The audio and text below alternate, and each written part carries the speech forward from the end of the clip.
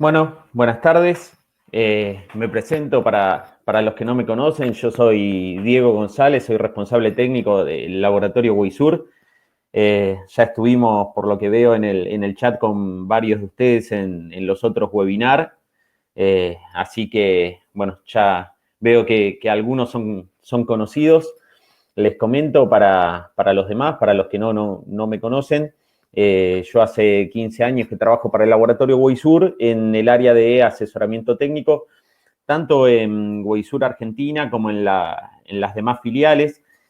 Así que, bueno, como veo participantes de muchas de las filiales, vamos a tratar de hacer una charla, de dar una presentación que sea aplicable a todos los tipos de lechería que tenemos en los países desde donde están todos los participantes.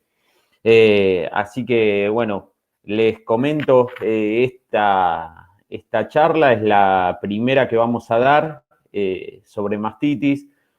Yo opté por dividirla en dos partes, como hicimos con el caso de la podología, por el tema de que si optamos por dar una sola presentación en cuanto a mastitis, me parecía que íbamos a correr el riesgo de hacerlo muy superficial y que por ahí iba a ser algo que no iba a ser muy aprovechable para todos ustedes. Entonces, la idea es que demos dos charlas, entonces podamos profundizar un poco más en todos los conceptos que vamos a ver.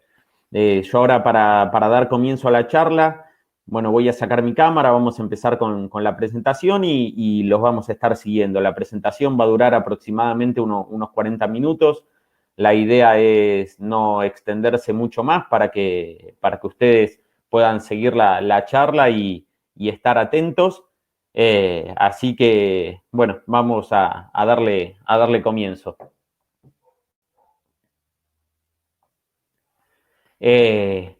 Bueno, cuando dijimos bueno, cómo podíamos dividir las charlas, a mí me pareció que la primer charla debía incluir sobre todo lo que era prevención y control de mastitis en un rodeo lechero. En la siguiente charla, en la segunda, vamos a ver todo lo que es protocolos de tratamiento y vamos a intentar hacer una charla a donde compartamos un poco las experiencias que tenemos, más que los aspectos teóricos. Yo sé que todos ustedes que están conectados acá, si realmente buscaran solamente los aspectos teóricos, lo pueden buscar en la web y encontrar todo lo que son datos duros en cuanto a lo que es mastitis. A mí lo que me interesa es que creemos ciertos conceptos y que nos vayamos de las charlas con dudas que nos obliguen a cambiar o a mejorar nuestra forma de trabajo.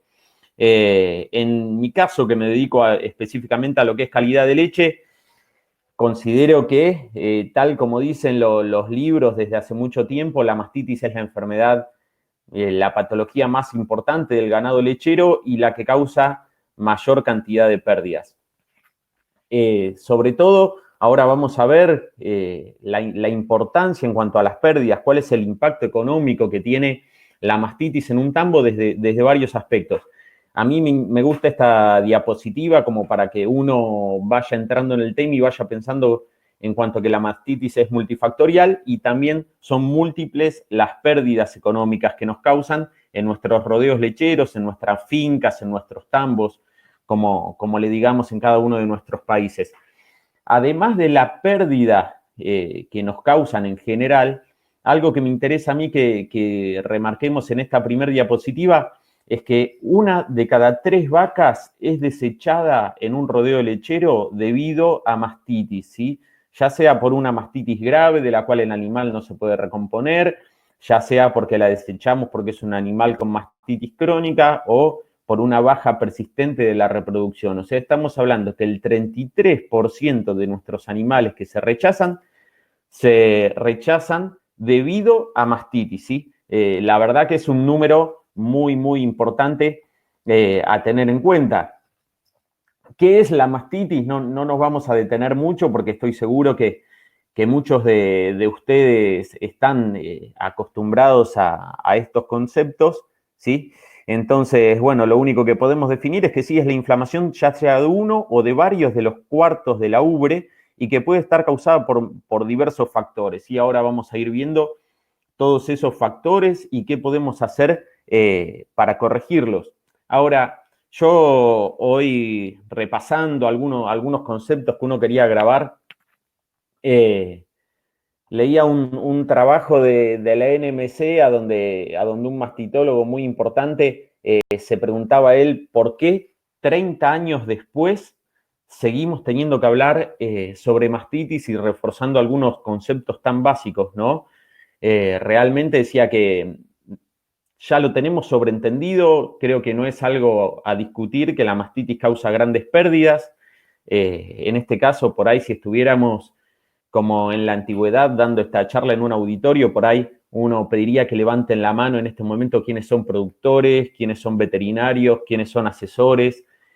Y creo que ninguno, independientemente del rubro que estemos hablando o de la posición que ocupemos en la producción lechera, discutíamos que la mastitis es la patología que más pérdidas causa. Ahora, ¿por qué después de tantos años seguimos teniendo que hacer charlas para reforzar los mismos conceptos?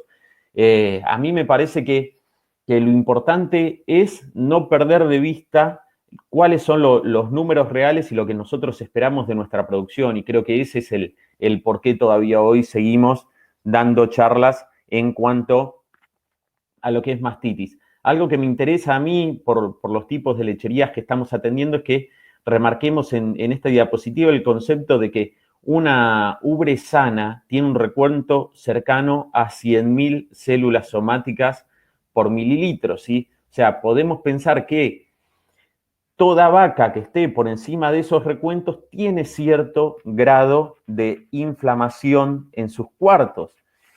Esas células somáticas son células inflamatorias, o sea que a medida que aumentan, por más que nosotros no veamos lo que nosotros conocemos como una mastitis clínica, a medida que esas células somáticas aumentan, nosotros ya podemos decir que esa vaca tiene un cierto porcentaje de inflamación en sus cuartos.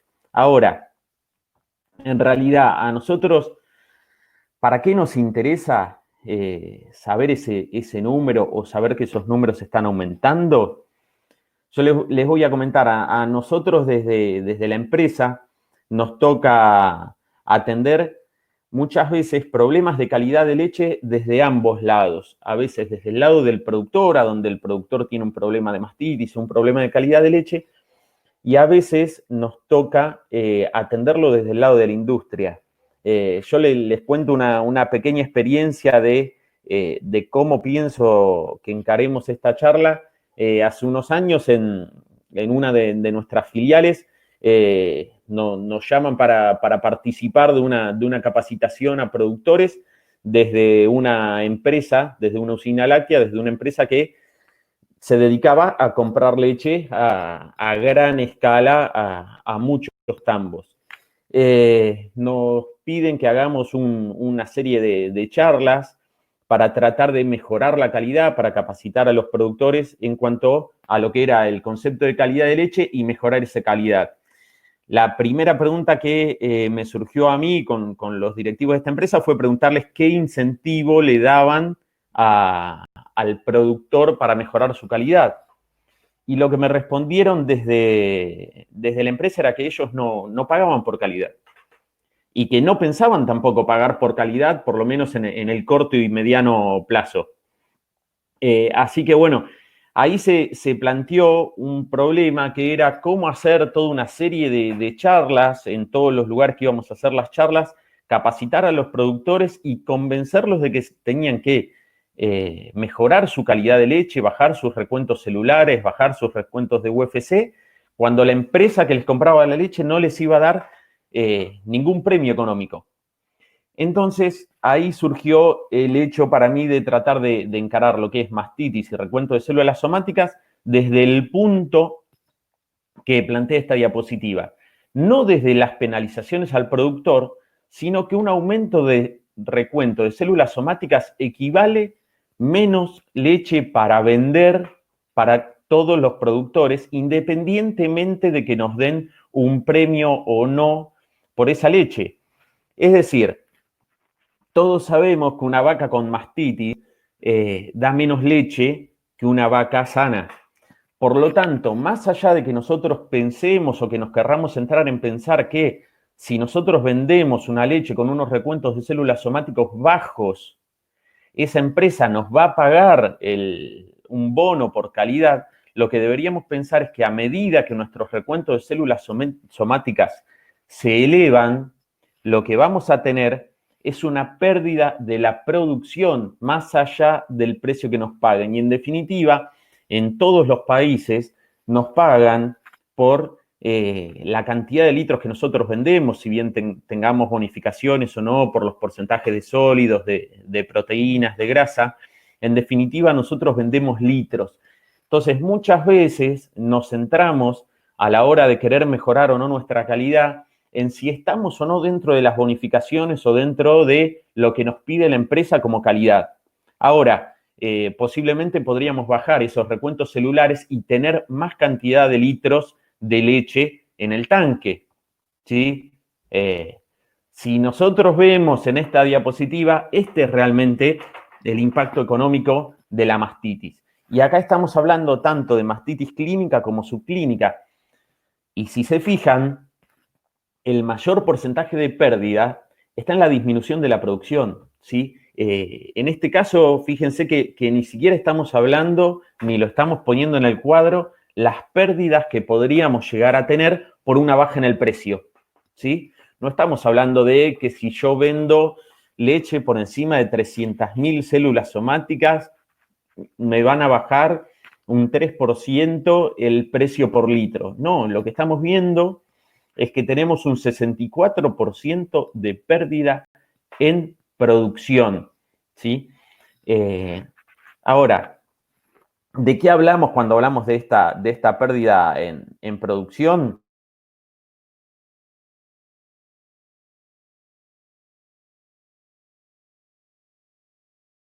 Que eso lo vamos a dejar para la segunda parte y cuando veamos el control de mastitis y los tratamientos, cómo afecta particularmente a cada vaca. Pero todos sabemos que una vaca, si ponemos un ejemplo de una vaca que la estamos ordeñando, nos está dando 20 litros diarios y esa vaca tiene mastitis, cursa un cuadro de mastitis y ni hablar si ese cuadro es severo, esa vaca que nos estaba dando 20 litros hasta ayer, hoy seguramente cuando lo ordeñemos no nos va a dar 20 litros.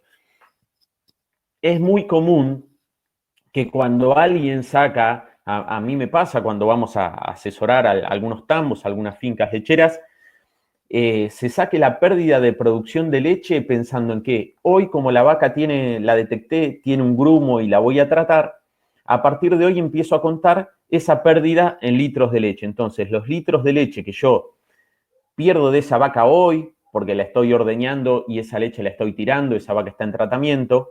Normalmente lo más común es que usemos un pomo cada 12 horas, por lo menos 3 pomos, y desechemos la leche 72 horas. O sea, en total estamos hablando de que un cuadro leve de mastitis duraría aproximadamente 5 días hasta que esa leche de esa vaca vuelva al tanque.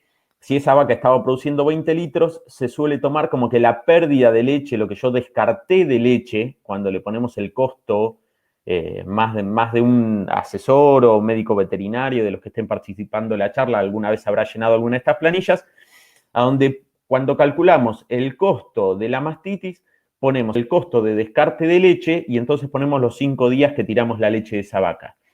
Con lo cual, para esta vaca que produce 20 litros, ese descarte sería de 10 litros. Ahora, el problema es que al quinto día, cuando esa vaca la volvemos a reincorporar al rodeo lechero, esa vaca no volvió a dar los 20 litros que daba originalmente, seguramente esté muy por debajo.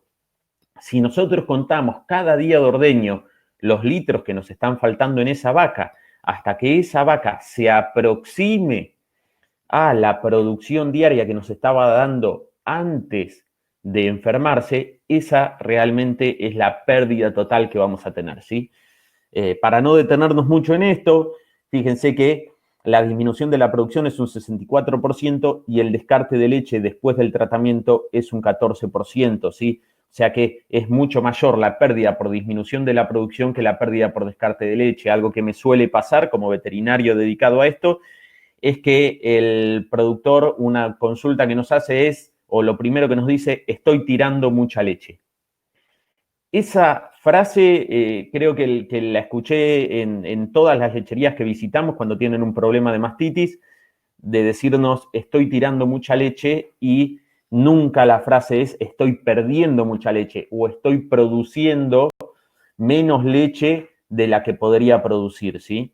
Ese para mí es el concepto más importante para llevarnos desde acá. Y si nos fijamos, todo lo que es costo de medicamentos y honorarios profesionales está en un 8%, ¿sí? Muertes y descarte prematuro un 13% y el trabajo extra un 1%. O sea que lejos, la mastitis es un problema productivo, ¿sí? Una baja de la producción y un descarte de leche posterior al tratamiento. Ahora, esta diapositiva yo creo que es histórica. Calculo que muchos habrán compartido muchas charlas de mastitis, y esta diapositiva suele aparecer en todas las charlas, ¿sí? Así que es súper conocida, que es que si se fijan en el cuadrito de arriba, el productor está mirando una vaca que tiene con mastitis, que es la vaca con mastitis clínica, y si pudiera ver todas las que tiene con inflamación, o sea, con recuento de células somáticos elevados, vería el cuadro de abajo que le daría un impacto mucho mayor, de la misma manera que el iceberg que estamos viendo a la izquierda, ¿sí? Si bien creo que esta imagen la vimos en todas las charlas de mastitis, es un fiel reflejo de lo que pasa, entonces es importante que la tengamos en cuenta, ¿sí? Yo les comento a todos los que están en este momento en la charla que vayan dejando cualquier pregunta que vaya surgiendo, la vayan dejando en el chat. Nosotros las vamos a ir viendo, todas las preguntas, las vamos a ir analizando y vamos a ir tratando de responderles a todos cuanto antes y de ir aclarando las dudas como para que la charla pueda ser más llevadera y todos puedan ir participando, ¿sí? Así que preséntense, así por ahí también sabemos, como yo vi ahí en el chat, que bueno, se van presentando, de qué lugar son, para saber a quiénes les estamos hablando, sobre qué tipo de lechería, y también aprovechen para dejar las preguntas ahí, así las podemos responder y no se pierden de ningún tema que estemos hablando. Siguiendo con las pérdidas que estábamos viendo en cuanto a mastitis subclínica, si se acuerdan, en una de las primeras diapositivas definimos que mastitis era la inflamación, ¿sí? La inflamación de la glándula. Hay, calculo que algunos, por lo que vi ahí, algunos médicos veterinarios los vi en el chat. Nosotros sabemos que las enfermedades, como es toda una enfermedad inflamatoria, como es este caso de la mastitis, no tenemos un solo signo, ¿sí? Entonces, yo veía por ahí que por ejemplo, una de las preguntas, para ir llevándolo esto al día, una de las preguntas era ¿a partir de cuándo consideramos que la vaca tiene mastitis, ¿no? En cuanto a recuento de células somáticas. Yo lo que les diría es, la vaca tiene mastitis cuando está por encima del recuento normal de células somáticas, y en una de las primeras diapositivas vimos que una vaca normalmente debería tener aproximadamente 100.000 células somáticas. Ese conteo puede estar alterado al principio de la lactancia, ¿sí? Porque esa vaca es una vaca que está recién parida, que quizás recién está terminando su producción de calostro, o al final de la lactancia por una concentración de la leche porque está produciendo menos litros. Ahora, más allá de esos dos procesos, si esa vaca no está en ninguno de esos dos momentos, si está por arriba de las células somáticas que tiene una leche normal, yo les diría que esa vaca tiene mastitis. Ahora, ¿qué es lo que pasa? Normalmente nosotros pensamos que mastitis es la presencia de grumo, y en realidad la presencia de grumo o de alteración en la leche es una mastitis clínica.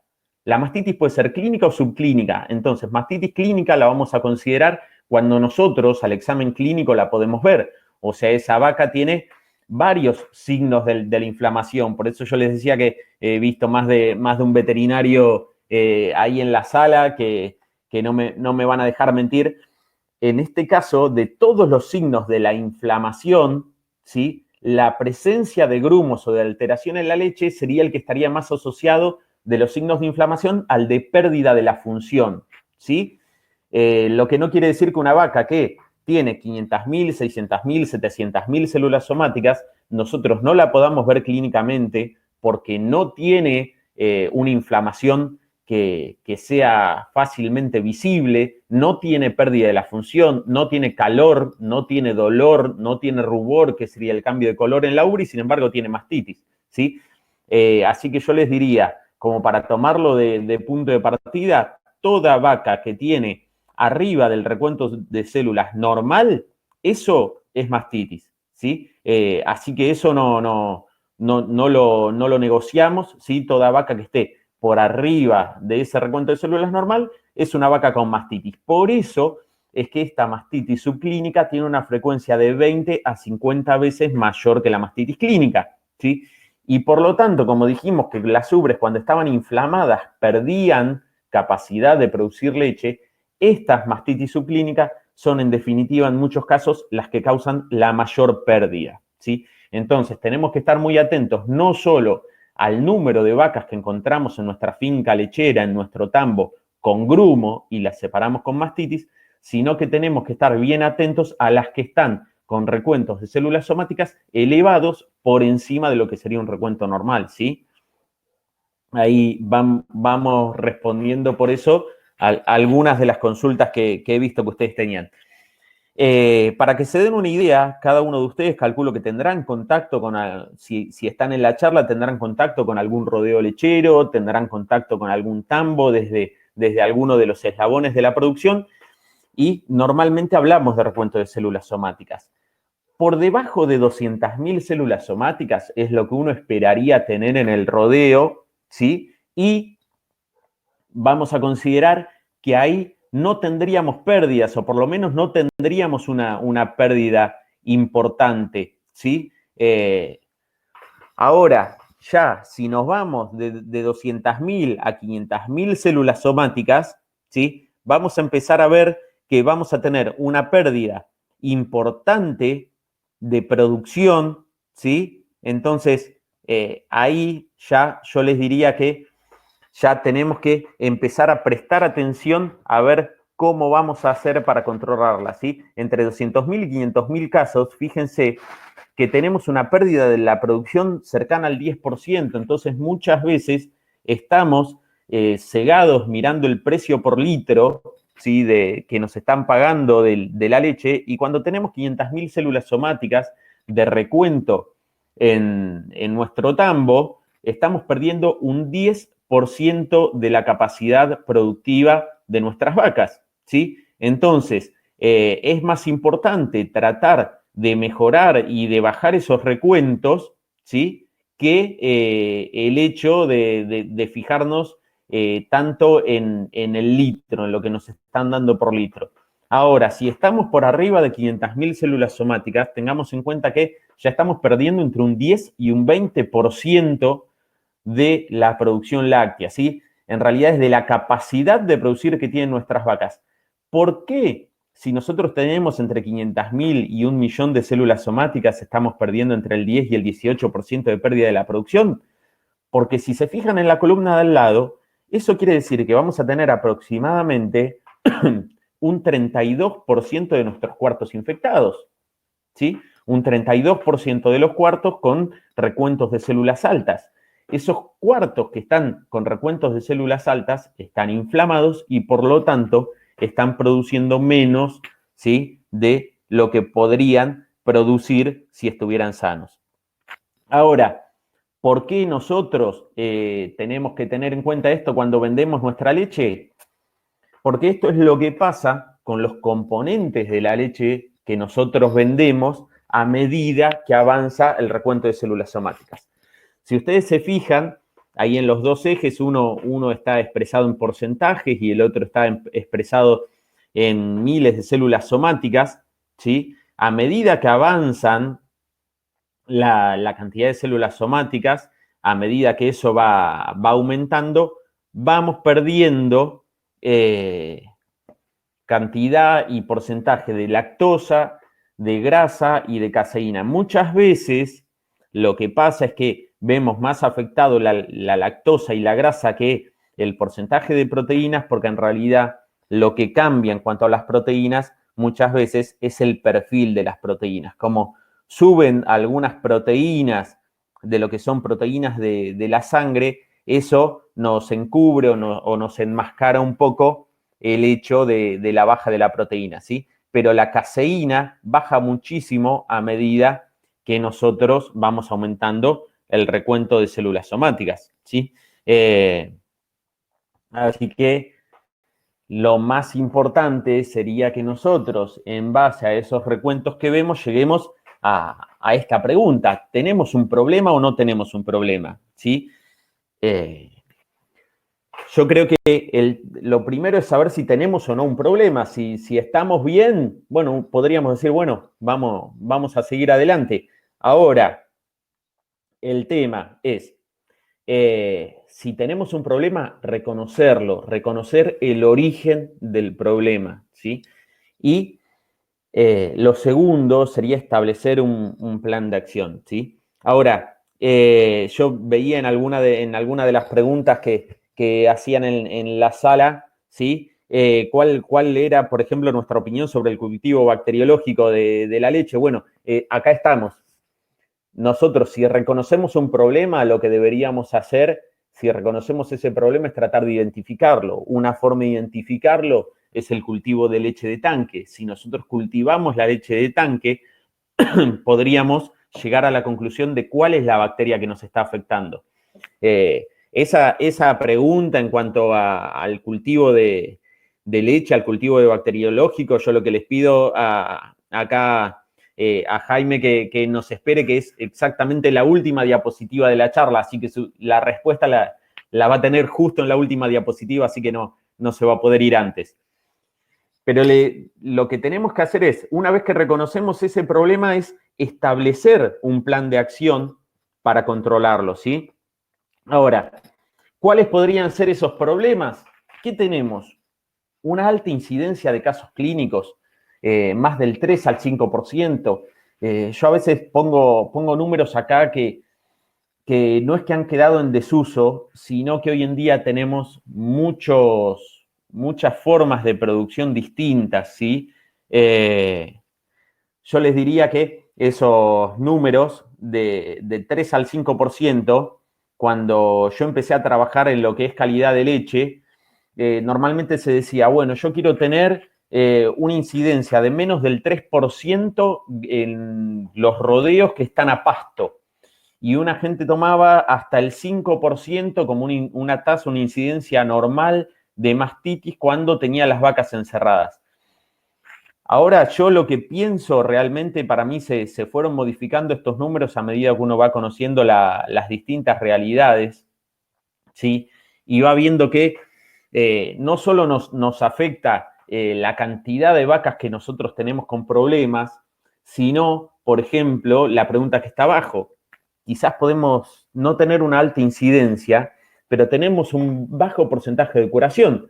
Calculo que a muchos de ustedes les habrá pasado que por ahí dicen, no salen muchas vacas con mastitis en mi rodeo, pero las vacas que salen con mastitis tardan mucho en curarse.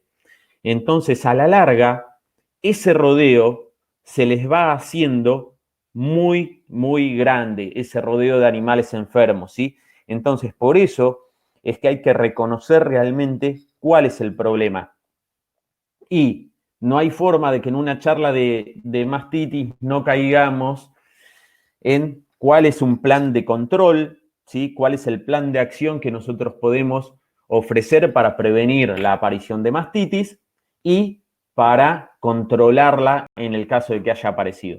Yo les comento porque lo vi en cuanto a algunas preguntas que estaban ahí en el chat, que todo lo que sea tratamientos, lo que sea tratamiento de mastitis y protocolos, lo vamos a ver en la siguiente charla, ¿sí? Porque si no se nos va a mezclar un poco los conceptos.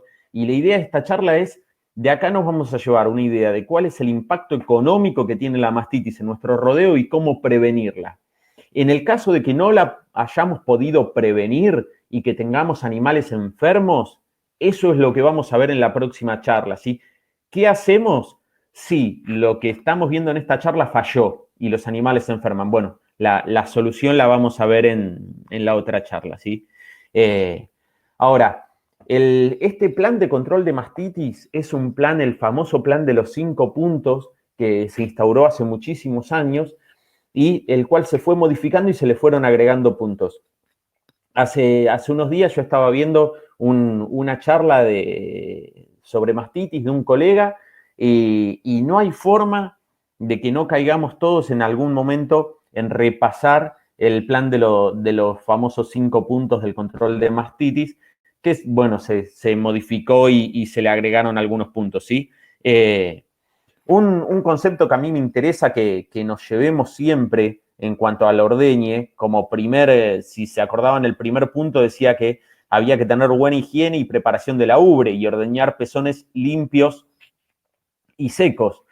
Hay distintas costumbres según la zona, según el país del que estemos hablando, que ese primer punto puede ser lavar o no lavar los pezones, ¿sí? El tema de lavar o no lavar los pezones es ya apenas empezando la rutina de ordeñe, un primer punto polémico, podríamos decir. En mi caso, yo prefiero siempre que podamos no lavar los pezones, aunque a veces no nos queda otra opción, ¿sí? A veces cuando nos llega una vaca, como la vaca que está ahí en la foto de la izquierda, o a veces en mucho peor estado, no nos queda otra opción que lavarla, ¿sí? Yo personalmente prefiero no lavarla. Hay una frase que la decía mucho un profesor que yo tenía en la facultad, que pensé que era de él y después la leí en muchos lugares más, que decía que las bacterias no caminan pero que nadan muy rápido. Entonces, si uno quiere prevenir un contagio hay que tratar de sacar la humedad de donde sea que nosotros estemos hablando, hay que tratar de nunca aportar humedad y el lavado eso es lo que aporta. Muchas veces cuando nosotros lavamos los pezones, por más que demos la indicación de lavar solo los pezones y no mojar más arriba la ubre, es imposible que controlemos el mojado de esa ubre y por eso, si se fijan en la foto del medio, van a ver que ese pezón parece correctamente lavado, pero sin embargo, cuando miramos esa punta del pezón, ¿sí? Está con presencia de materia fecal, por eso esa gota, que espero que se vea la definición bien en la charla, tiene presencia de materia fecal, ¿sí? Según una gota de agua bastante verdosa, ¿sí? ¿Cuál es la forma de eliminar esto? Como está la foto de la derecha, secando esos pezones. Y si nosotros pensamos o vemos que esos pezones tienen una carga de materia orgánica o una carga de bacterias importante, es esencial, ¿sí? Y lo vamos a ver ahora para ver qué tipos de mastitis se previenen con cada paso, que hagamos un predipping. Ahora, algo que surge normalmente, a mí me pasa de ir a tambos que realmente tienen una infraestructura muy buena, tienen una buena capacidad de personal, pueden llegar a volcar capital para invertir en un predipping y me dicen que no lo podemos hacer. Entonces, mi pregunta es si todos podemos lograr ordeñar pezones limpios y secos. Y bueno, acá hay una foto que espero que algunos de los que están en la charla y que los he visto ahí se reconozcan en esa foto, ¿sí? Esa foto es en Colombia, en un tambo en una finca lechera que fuimos a visitar. Si se fijan en la foto de la izquierda, el tambo es ese pequeño techito que vemos en el medio de la ladera de una montaña, a donde estaban ordeñando con una máquina portátil, ¿sí? Y si se fijan en la foto de la derecha, esa persona ordeña con todo lo que está bien hacer. ¿Por qué yo pongo esta foto y yo después de haber visitado a esas personas ahí en Colombia, eso es cerca de Medellín, la pongo esta foto, estas dos fotos son en todas las charlas, porque nos da la idea de que por más que no tengamos la infraestructura que se considere óptima, la calidad de leche y las herramientas para poder prevenir cualquier tipo de infección la tenemos a mano. Acá no puedo agrandarlo para que lo vean en la foto, pero les explico qué es lo que se ve en la foto de la derecha. Van a ver que tienen dos aplicadores de sellador. En el aplicador de la izquierda, la botellita que se ve con la parte de arriba amarilla, tienen un pre-dipping. En ese caso, nosotros en Colombia usamos un pre-dipping iodado, ¿sí? Por ahí en otros países es más común que usemos pre-dipping en base a peróxidos, sobre todo a peróxido de hidrógeno, ácido láctico, como es el peroxilac, que es para nosotros el pre-dipping que tenemos más de uso generalizado. Pero esta persona hace un pre-dipping, ese pre-dipping lo secaba con toallas de papel que ya las llevaba precortadas en la bolsita que se ve colgada ahí a la derecha. El balde amarillo que tiene ahí es a donde despunta sus vacas para que en el caso de que esté despuntando alguna vaca que esté enferma, no quiere tirar esa leche que posiblemente tenga bacterias contagiosas en su pasto, en su lote, en su potrero, ¿sí? Y por eso despunta en un balde para no contaminar el potrero a donde está ordeñando sus vacas, y después de ordeñarlas, las sella con el vasito que tienen ustedes ahí a su derecha, ¿sí? Entonces, esa es la forma de ordeñar que tiene esta persona que carece totalmente de infraestructura, y sin embargo, a veces lo que nos pasa es que estamos en algunos tambos, en algunas fincas lecheras donde tenemos una infraestructura mucho mejor, y sin embargo estamos ordeñando pezones que no logramos que estén ni limpios, ni secos, ni bien estimulados. Ahí, si se fijan en la foto de la derecha, lo que ven ahí son filtros de leche, ¿sí? Filtros de leche que retuvieron toda esa cantidad, sobre todo los que están a la derecha, una cantidad muy, muy grande de materia fecal y de barro, de lodo, ¿sí? Creo que ninguno de nosotros le agradaría tomar leche que haya pasado por ese filtro, ¿sí? Y si uno se da cuenta solamente por el hecho de decir tengo una máquina que utilice ese tipo de filtros, seguramente estamos hablando de una finca lechera que tiene mucha mayor infraestructura que la que estábamos viendo recién en el medio de la ladera de una montaña, ¿sí? Así que si la otra persona podía lograrlo, no veo por qué no podrían lograrlo acá. Ahora, antes de irnos de este punto, hay algo que a mí me gustaría remarcar, que es cuando se dice pezones secos, ¿sí? Muchas veces le damos importancia a la limpieza, le damos importancia al pre-dipping, que tiene que bajar la cantidad de microorganismos que tenemos sobre la piel del pezón, y no le damos la importancia debida a que el pezón esté seco. De hecho, muchas preguntas que nos hacen normalmente es: ¿puedo no secarlo el pre-dipping? Cuando nosotros le aconsejamos a alguien que tiene que usar pre-dipping porque tiene que bajar la carga bacteriana que tiene en sus pezones, lo primero que me dice es, ¿y puedo no secarlo? ¿Se puede dejar así como está? Primero, la verdad que lo óptimo es secarlo siempre, porque además de haber bajado la carga bacteriana, la carga de microorganismos, con la toalla vamos a arrastrar físicamente los microorganismos y el resto de suciedad que estaban ahí. Y además, al secar la piel de ese pezón, vamos a permitir un contacto mucho mejor entre la pezonera, la unidad de ordeño, y el pezón, con lo cual la pezonera va a tener muchos menos riesgos de deslizarse.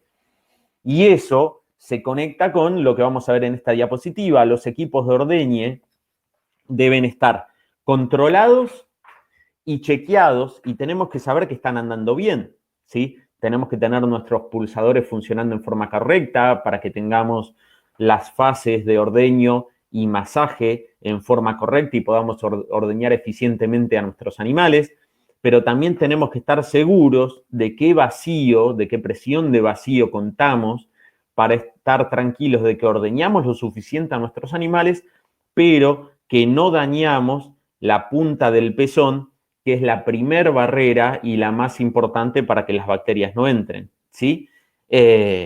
Así que, más allá de que nosotros tengamos el equipo controlado y chequeado, quizás estamos cometiendo un pequeño error que es ordeñar pezones húmedos y eso hace que el ordeñe no sea eficiente, ¿sí? Entonces, es muy importante que vayamos uniendo todo este tipo de pautas, ¿sí? Para no irnos de acá sin responder algunas preguntas que son muy puntuales, así lo tenemos al día. Alguien nos preguntaba en qué caso es mejor optar por un predipping iodado y en qué casos optaríamos por un peroxilac, o sea, por un predipping en base a peróxido de hidrógeno y ácido láctico. Yo les diría que en el caso de las lecherías de los países a donde me toca trabajar a mí, yo en el único lugar a donde preferentemente uso predipping iodado es en México. Vi ahí también alguna persona que saludaba desde México, a donde me tocó atender muchas lecherías que tenían micoplasma, ¿sí? Entonces, así como a uno le queda en su historial que el Streptococcus galactiae es típico de las lecherías o de las fincas lecheras que me tocó atender en Colombia, me queda que el micoplasma es característico de los que me tocaron atender en México. Ahora, el espectro de acción del yodo lo hace mucho más seguro para combatir un micoplasma que el peróxido de hidrógeno. Pero en el resto de las lecherías, el peroxilac, que es peróxido de hidrógeno y ácido láctico, va a tener un comienzo de acción mucho más rápido, lo cual a mí me va a permitir que sea un producto más elástico y saber que yo bajé la carga de microorganismos en la piel del pezón más allá de que tenga algún error en la cantidad de segundos que el ordeñador debería dejarlo actuar sobre la piel, ¿sí? Entonces, mi recomendación es que siempre debemos saber cuál es nuestro problema. Si nosotros contra lo que estamos luchando es contra bacterias ambientales comunes, contra coliformes, contra contaminantes comunes del ambiente, sería más fácil usar el peroxilac, que es peróxido de hidrógeno y ácido láctico. El peróxido va a actuar en forma rápida y muy agresiva contra esas bacterias, y el ácido láctico lo que nos va a dar es un mantenimiento muy importante de la acción antiséptica, que eso nos permite que si por algún problema que tuvimos en el momento que nosotros estamos preparando las ubres nos retrasamos y se nos alargó el tiempo hasta que los pezones, ese ácido láctico todavía va a estar actuando y no va a permitir que se vuelvan a contaminar. Si tengo una bacteria puntualmente que yo conozca, como es el caso del micoplasma, o en el caso de los coliformes, la más difícil de matar sería la Klebsiella, bueno, ahí pensaría en usar un predipping iodado, ¿sí? Esas serían las ideas de por qué usar uno o el otro. Y yendo al siguiente punto de control, está, luego de que retiramos esas garras, la desinfección de los pezones después del ordeñe. Nosotros lo que más tenemos estudiado desde nuestra empresa es el efecto de los selladores, ¿sí? Algo que nadie discute es la capacidad de los selladores para prevenir las infecciones intramamarias.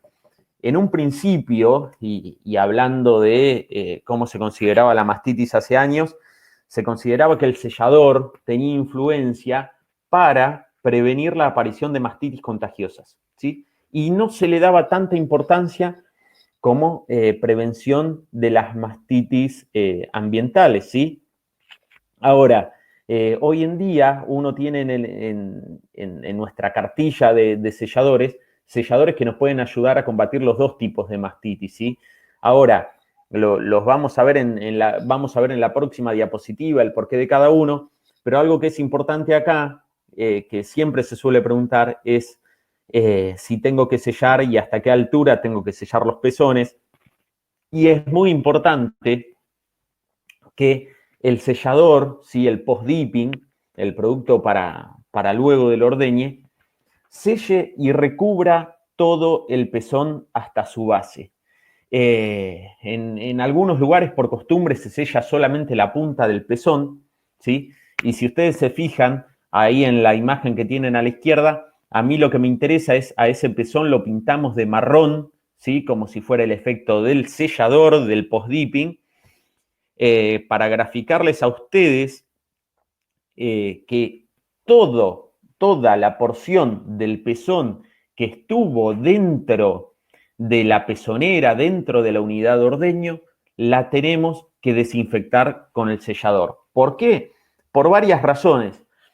Una, y la más común y la más antigua y que no tiene tanto que ver con el ordeño en sí, es que la piel de ese pezón va a tener presencia de distintos tipos de bacterias, ¿sí? Sobre todo estafilococos y Corynebacterium en la punta del pezón y micrococos en la piel del resto del pezón. Si yo quiero bajar esa carga de bacterias, que si bien muchos no son patógenos principales de mastitis, sí son oportunistas, tengo que sellar el pezón y desinfectar toda esa piel. Ahora, además de desinfectar esas bacterias que ya estaban en ese pezón, viviendo en esa piel, una vez que el pezón está dentro de esa pezonera, se va a mojar de leche, ¿sí? Se va a mojar de leche que estaba dentro de esa pezonera. ¿Y esa leche de quién era? De la vaca que usó esa unidad de ordeño anterior a ella, ¿sí? Y de todas las vacas que la ordeñaron antes. Si yo tengo un equipo de ordeñe de 10 bajadas y ordeño 100 animales, cada pezonera, ¿sí? Cada grupo de ordeño va a ordeñar 10 animales distintos.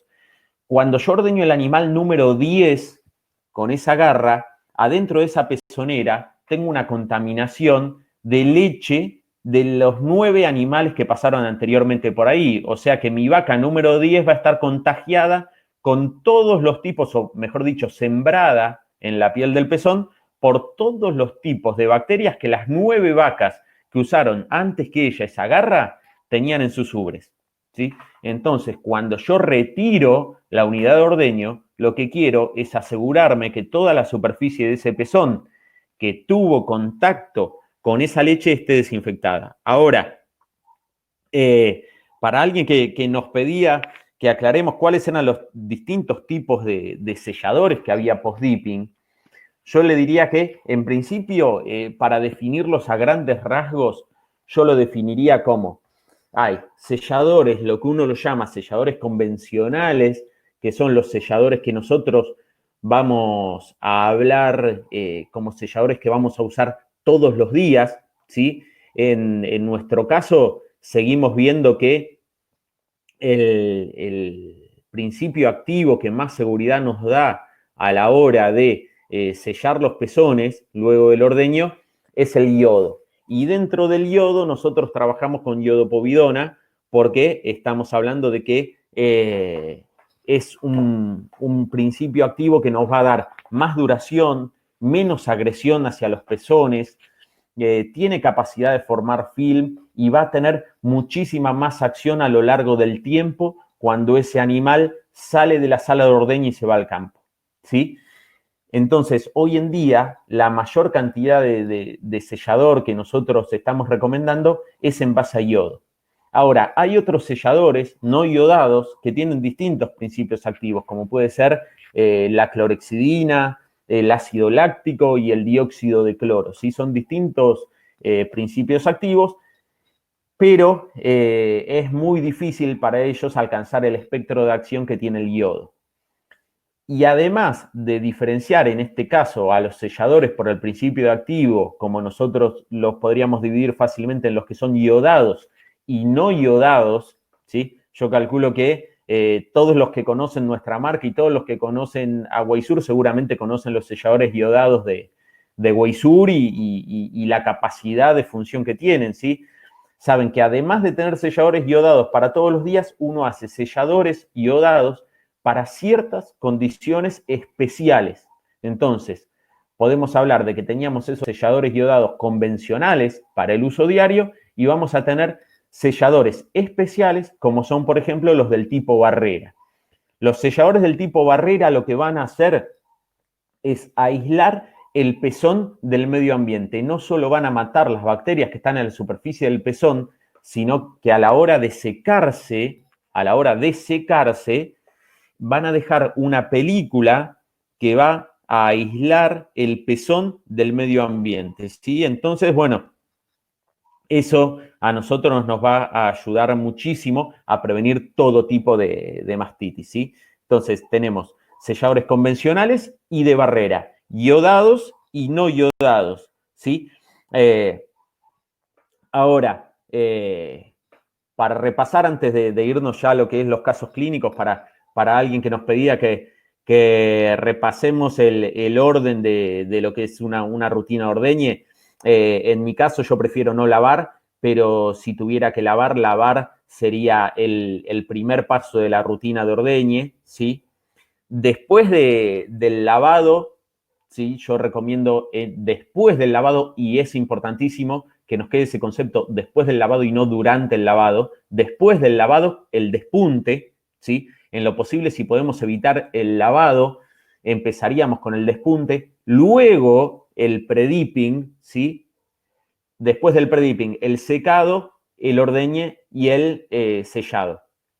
Eso en el caso de que yo tenga un rodeo donde piense que tengo mastitis de tipo contagiosa. Si pienso que tengo mastitis de tipo contagiosa, yo siempre pongo el despunte antes del pre-dipping porque pienso que mis manos se pueden contagiar, por ejemplo, con un aureus cuando estoy despuntando una vaca, y si esa vaca ya tuvo el pre-dipping y el secado, yo despunto, me contamino la mano con Staphylococcus aureus, y cuando lo voy pasando de pezón a pezón y de animal a animal, ya ese pezón no va a ser desinfectado hasta luego del ordeñe, con lo cual ese pezón se puede contagiar. Entonces, si yo tengo una prevalencia importante de mastitis contagiosa en mi tambo, en mi lechería, yo pongo el despunte primero y el pre-dipping y el secado después. Si realmente no tengo ningún patógeno contagioso importante y solo estoy tratando de combatir a los ambientales, lo que haría es hacer el pre-dipping, el secado y luego el despunte y colocación de las pezoneras, ¿sí? Ahora, para seguir con nuestro famoso plan de los 5 puntos, tenemos que detectar y tratar los casos clínicos. En cuanto a lo que es el tratamiento, que vi que había muchas preguntas también, lo vamos a dejar para este punto del plan de los 5 puntos, lo dejamos para la siguiente charla, donde vamos a ver todo lo que es tratamiento y control de mastitis, ¿sí? Pero para saber lo que estábamos hablando recién de cómo prevenir esa mastitis, es importante que nosotros podamos diferenciar los dos tipos de mastitis principales que tenemos, ¿sí? Ahora, cuando hablemos de estos dos tipos de mastitis, también vamos a volver a tocar un poco el tema de los selladores para la hora de prevenirlos, ¿sí? Y entonces ahí creo que vamos a aclarar algunas dudas, ¿sí? Lo principal o los primeros patógenos a los que les dábamos más importancia era a los patógenos contagiosos. Esos patógenos contagiosos, para hacerlo fácil, son el Staphylococcus aureus, el Streptococcus agalactiae y el Mycoplasma, ¿sí? Viven adentro de las ubres infectadas y se van a transmitir de un cuarto a otro del animal o de un animal a otro durante el ordeño, ¿sí? Entonces tenemos que mantener una higiene óptima a la hora de ordeñar, en lo posible que los ordeñadores usen guantes. Si los ordeñadores usen guantes, les podemos pedir con más continuidad y con más frecuencia que se laven las manos o las desinfecten, porque van a estar lavando los guantes en vez de que laven sus manos con algún producto desinfectante que los va a dañar, ¿sí? Entonces, el concepto que no nos tenemos que olvidar es que se transmiten durante el ordeño por medio de las manos del ordeñador y por medio de la pezonera. Entonces tenemos que mantener las manos del ordeñador limpias y la piel de los pezones en un buen estado, ¿sí? Son los mayores causantes de mastitis subclínica y suelen subir muchísimo los conteos celulares. ¿Cómo los podemos controlar? Y por eso les decía que acá íbamos a volver al sellado de los pezones post-ordeño, ¿sí? ¿Por qué? Por lo que dijimos hoy, ese pezón que está contaminado con todas las bacterias que estaban adentro de la pezonera proveniente de leche de todos los animales, ahora sabemos que esa leche tiene todos los microorganismos contagiosos en el caso de que tengamos ese problema en nuestra lechería. Por lo tanto, sellando vamos a matar estas bacterias, ¿sí? Y volvemos a remarcar que en el caso nuestro, los selladores, los principios activos que más recomendamos es el yodo. Alguien nos preguntaba la diferencia entre el yodo y el ácido láctico y por qué recomendar, cuál era la ventaja de recomendar el yodo sobre el ácido láctico. Yo lo que les diría es que el yodo tiene un mayor espectro de acción. Ya tomando como base eso, sabemos que lo vamos a recomendar por encima del ácido láctico, ¿sí? A su vez, en los pezones de nuestras vacas no solamente tenemos problemas bacterianos, sino que podemos tener problemas virales, como es el herpes virus. Si nosotros tenemos un rodeo con herpes virus, que son pequeñas vesiculitas que se van rompiendo, que tienen forma de herradura o forma, también se le dice, de quemadura de cigarrillo, esas vesículas funcionan igual que las vesículas de lactosa, ¿sí? Crecen desde adentro hacia afuera, se rompen y liberan virus. Si nosotros sellamos con un sellador de ácido láctico, esos virus no los vamos a matar. Por lo tanto, cualquier vaca que use una pezonera contaminada con herpes virus y que tenga alguna pequeña herida en su pezón, se va a enfermar y va a tener, a partir de ahora, va a ser portadora de ese herpes virus. Si yo sé que en mi rodeo tengo animales con herpes, sí o sí tendría que sellar con yodo, porque con yodo estoy seguro que luego del ordeñe yo voy a sellar esa vaca que tiene herpes virus, voy a matar los virus que están en su superficie y a todas las demás que ella también podría haber contaminado, también los voy a matar. Entonces uno diría, bueno, ¿y por qué entonces tengo un sellador en base a ácido láctico? Principalmente porque el ácido láctico tiene muy buen poder germicida y además de eso nos permite hacer selladores que tienen una capacidad cosmética muy, muy alta, ¿sí? Entonces, ese ácido láctico, si bien tiene un poder y un espectro de acción menor al yodo, no es que sea un mal antiséptico, es un buen antiséptico solo que con un espectro de acción menor.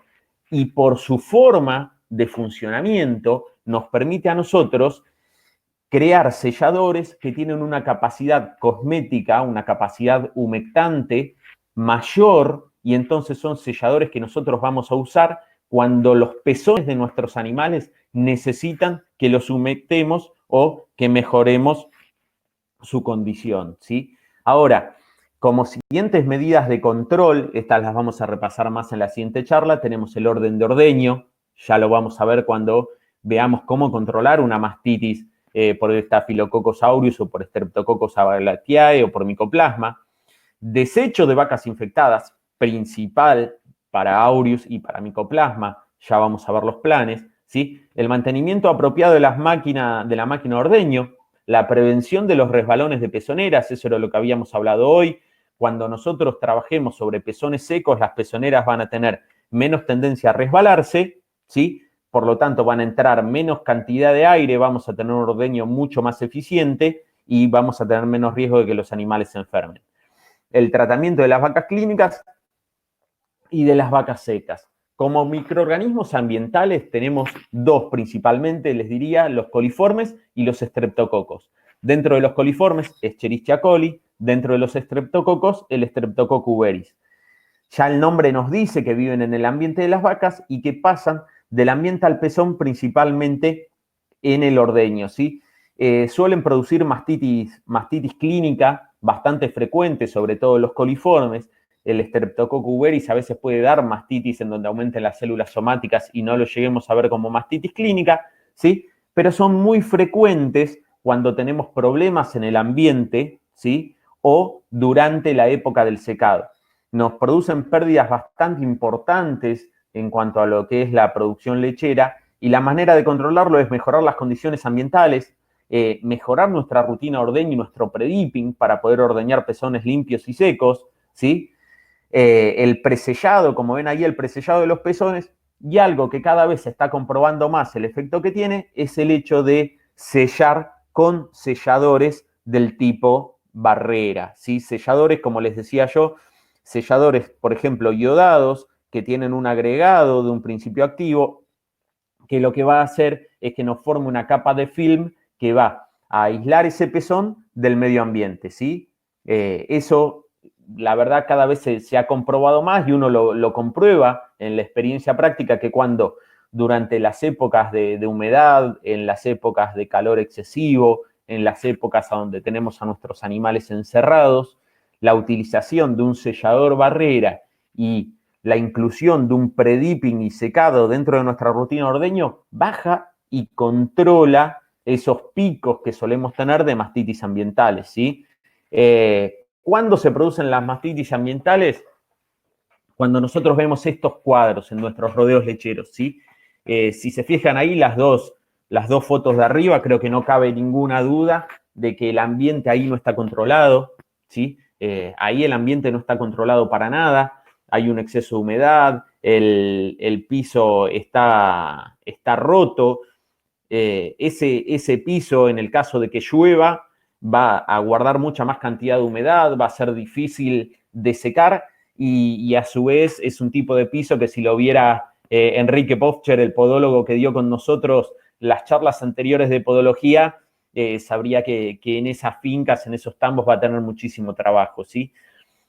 Ese tipo de suelos nos va a dar una presentación de las ubres como la que ustedes ven abajo a la izquierda, que es una ubre que sabemos que la vamos a tener que lavar, que sabemos que vamos a tener que aplicar un pre-dipping y que sabemos que vamos a tener que secarlas.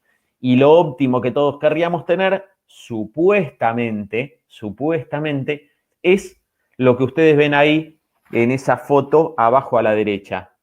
¿Y por qué les digo supuestamente? Yo soy totalmente contrario a que arrojemos silo en nuestros potreros, como se ve ahí que están comiendo esas vacas, ¿sí? El silaje acumula ciertos tipos de bacterias, además las vacas permanecen mucho tiempo en un solo lugar, en un potrero, con lo cual defecan mucho en esa zona, contaminan mucho esa zona con sus heces. Eso sumado a los restos de materia orgánica que aporta ese silaje nos puede dar algunos tipos de mastitis muy, muy complicadas, ¿sí?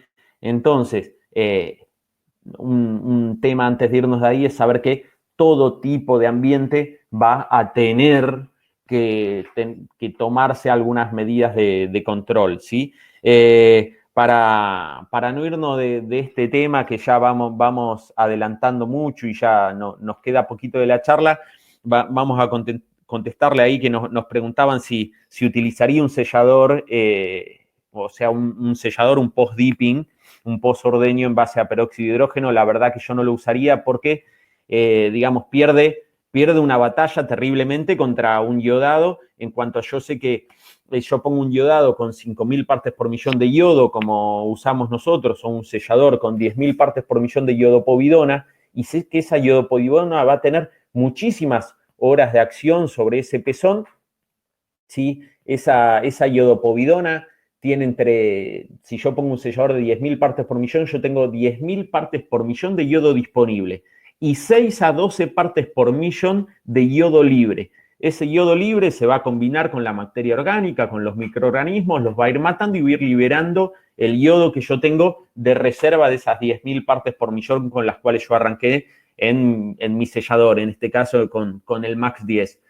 Entonces, ese U20 Max 10 a mí me va a dar muchísimas horas, ¿sí? de cobertura durante la piel del pezón, porque yo tengo 10.000 partes por millón de iodopovidona de reserva y voy a ir matando y combinándome con las bacterias y matándolas. Si yo hiciera un sellador en base a peróxido de hidrógeno, el peróxido de hidrógeno se inactiva en presencia del oxígeno y se inactiva en presencia de la materia orgánica. Es muy efectivo, tiene un rápido ataque, pero no tiene una duración mayor de 20 a 30 segundos. De hecho, el peróxido de hidrógeno lo usamos para los pre-dipping y siempre pedimos que no nos excedamos de los 30 segundos, porque pasados 30 segundos, ese peróxido de hidrógeno dejó de actuar, ¿sí? Eso lo ven ustedes cuando se ponen peróxido de hidrógeno o agua oxigenada en una herida, que ven una cierta efervescencia, una formación de espuma, ven una acción de ese peróxido y pasados los 30 segundos, nada. Entonces, en este caso, lo que nosotros queremos es tener una acción mucho más duradera y por eso recomendamos los selladores iodados, ¿sí?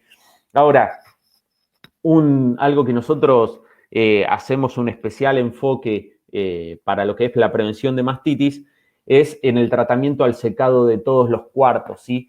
Primero por varias cosas, algunas las vamos a dejar para la próxima, como es la tasa de curación más elevada comparada con la de la lactancia. Así dijimos que todo lo que sea curación y protocolos de tratamiento lo vamos a dejar para la siguiente charla para saber cómo enfocarnos una vez que la mastitis nos ganó y está presente en nuestro rodeo, ¿sí? lo que vamos a saber es que vamos a bajar la incidencia, tratando al secado todos los cuartos, vamos a bajar la incidencia de nuevas infecciones durante el periodo seco, o sea, vamos a estar previniendo las mastitis durante el periodo seco, ¿sí? Y eso es lo que nosotros queremos hacer. Ahora, hoy en día, el tratamiento al secado de los cuartos, y que es algo que a mí me interesa que ustedes se lo lleven, creo que todos apuntamos a que nuestros rodeos crezcan en número. Y por lo tanto, cada vez concentramos más a nuestros animales. Si nuestros rodeos crecen en número y concentramos a nuestros animales, la cantidad de animales sube, por lo tanto, la contaminación también. Si la contaminación sube, el lugar a donde paren nuestros animales empieza a estar cada vez más sucio. Por lo tanto, yo les diría que hoy un protocolo de secado no debería solo incluir al pomo de secado que tiene antibiótico, sino que también deberían incluir, y en muchos casos cuando yo reviso los lotes de secado, los corrales a donde guardamos nuestras vacas que están por parir, les recomiendo que sí o sí tienen que usar un sello interno, ¿sí? El sello interno no es más que una sustancia inerte que se pone en el pezón después de haber puesto el pomo de secado y que va a tapar esa cisterna del pezón durante todo el secado de la vaca y va a impedir que las bacterias entren en ese pezón. Si ustedes se fijan en este cuadro, las mayores presentaciones de mastitis se presentan apenitas en días después de que uno secó a la vaca y cerca del momento del parto. ¿Sí? Fíjense que el pico de mastitis sube antes del parto, o sea que sube antes de que nosotros tengamos a la vaca en ordeñe. Entonces ahí es donde uno dice, ¿cómo puedo prevenir ese primer pico azul que ustedes ven en ese cuadro, que se produce después del secado, cuando yo ya no la estoy viendo a la vaca? Yo ahí ya la vaca no la tengo 2 veces por día frente a mis ojos, ¿sí? Cuando se produce ese pico azul, porque yo ya la sequé. Y cuando empieza a subir ese pico azul de nuevo, ese segundo pico, es antes del parto, con lo cual yo tampoco estoy en contacto con ese animal como para poder prevenir la mastitis. Esas mastitis que se presentan ahí son de origen ambiental. Entonces, esas mastitis las vamos a prevenir con la aplicación del pomo de secado, que es un pomo que tiene antibiótico, ¿sí? Y las vamos a prevenir con la aplicación del sellador interno que va a ocupar ese pezón desde adentro, desde que nosotros secamos la vaca y hasta antes de que la vaca vaya a parir, con lo cual no va a dejar entrar a las bacterias, ni tampoco va a permitir que salga leche o calostro antes del parto, cuando las vacas se echan y ya tienen una producción de calostro abundante y se termina ordeñando ella sola por presión, ¿sí? Entonces, cuando hablamos de prevención de mastitis durante el periodo seco, no es solamente la aplicación del pomo antibiótico, sino después del pomo antibiótico, el sello interno.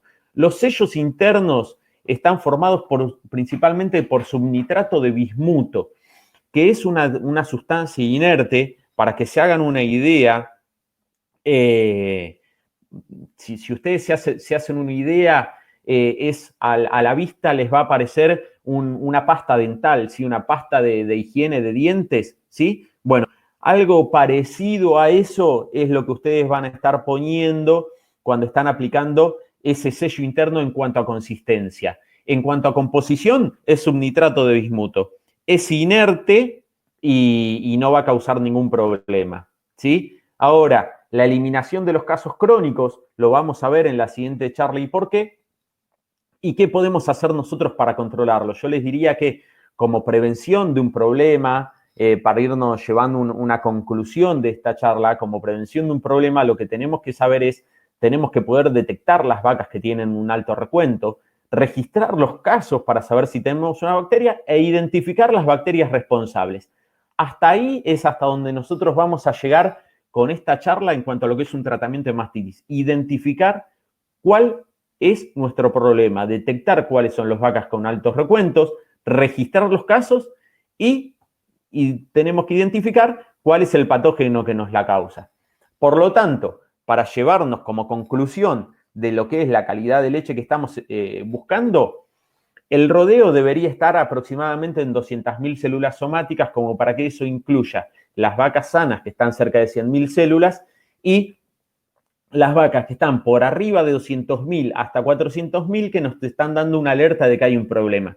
El promedio de todas esas vacas, o sea, el promedio de nuestro rodeo, debería estar cercano a las 400.000 células somáticas, ¿sí? Si nosotros superamos esas 200.000, quiere decir que tenemos muchas vacas que están superando las 400.000 células somáticas, que podría ser un parámetro que nosotros podemos tomar para saber que tenemos problemas, ¿sí? Ahora, algo que nosotros podemos saber es que, bueno, acá están todos los puntos que nosotros hemos ido nombrando y cuáles tienen una importante repercusión o no sobre los distintos tipos de mastitis. Este cuadro no es ni para que se lo anoten, ni para que lo aprendan, igualmente estas charlas siempre quedan disponibles vía web, sino para que sepamos que a veces lo importante es que nosotros reconozcamos un problema, ¿sí? Porque tenemos que ver, por ejemplo, si buscamos en ese cuadro, casi al final vamos a ver el presellado, o sea, la desinfección posordeño. ¿Cuánto colabora en la prevención de mastitis ambiental? Mucho. ¿Cuánto colabora en la prevención de mastitis contagiosa? Algo. Si nosotros no llegamos con esta charla a diferenciar cuál es el tipo de mastitis y cuál es nuestro problema, difícilmente logremos instaurar un plan de control apropiado, ¿sí?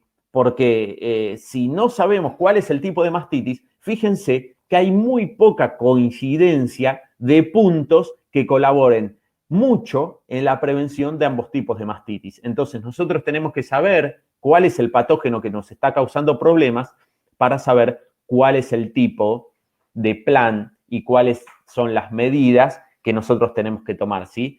Y acá está la última diapositiva que le prometí a alguien hoy al principio que le iba a contestar cuál era la importancia del cultivo de leche de tanque, ¿sí? Y eso es un cultivo de leche de tanque completo, ¿sí? Yo siempre en las charlas de calidad de leche y de mastitis las suelo dejar esta diapositiva para lo último, porque a mí me interesa que nos vayamos con dudas de las charlas, que nos vayamos viendo que hay mucho más para aprender y mucho más para manejar. Esto es un cultivo de leche de tanque completo. Cultivos que tenemos hechos nos van a dar distintos tipos de bacterias, por lo tanto, un distinto plan de acción para cada uno de ellos, ¿sí? Si se fijan ahí, vamos a tener un conteo de bacterias viables, vamos a tener la cantidad de bacterias que tenemos, o sea, las UFC. Dentro de las bacterias vamos a tener lo que es bacterias coliformes, lo que es estafilococos, streptococos, ¿sí? Entonces, un cultivo de leche de tanque siempre debería ser una de las primeras medidas que nosotros vamos a tomar cuando queremos reconocer, ¿sí? Reconocer cuál es nuestro problema. Un cultivo nos hace diferenciar, si se fijan acá, uno sería, arriba dice tambo 2 y tambo 3, son dos tambos, o sea, dos unidades de ordeño distintos dentro de una misma finca lechera, ¿sí? Y tranquilamente nosotros podemos apreciar que el tambo 3, el de la columna de la derecha, tiene un problema de mastitis ambientales, el tambo 2, el de la izquierda, tiene un problema de mastitis contagiosa, ¿sí? Y cuando uno dice el tambo 2 tiene un problema de mastitis contagiosa, si se fijan, ahí tenemos un 600 remarcadito de celeste que nos dice que hay muchos estafilococos. Eso nos dice que ese ordeñador no está utilizando bien su post-dipping, su sellador, su post-sellado. Y como conclusión abajo, tenemos un conteo de células somáticas de 800.000 células. Por lo tanto, la pérdida estimada de producción de esa sala de ordeño es de un 9,6%, ¿sí? Entonces, bueno, la idea es que nos llevemos todas las medidas preventivas que estuvimos hablando, ¿sí? Que veamos que hay mucho por trabajar, que hay mucho para hacer, ¿sí? Y que esas medidas de prevención son específicas, como vimos en la diapositiva anterior a esta, específicas para cada tipo de bacteria, ¿sí?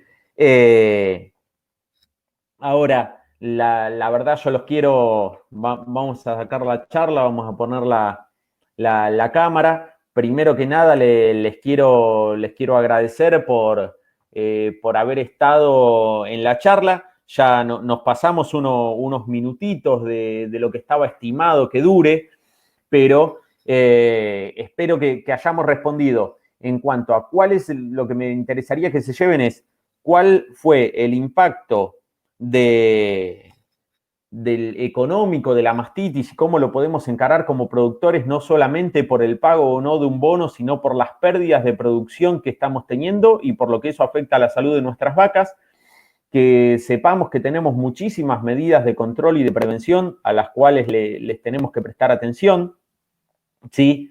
Y que sepamos, bueno, en este caso, que hay muchas medidas de control, muchos protocolos de tratamiento, muchas formas distintas de actuar, que lo vamos a ver en la próxima charla, ¿sí? Nosotros nos vamos a estar comunicando seguramente con todos ustedes por las mismas vías que ustedes recibieron la información para esta charla.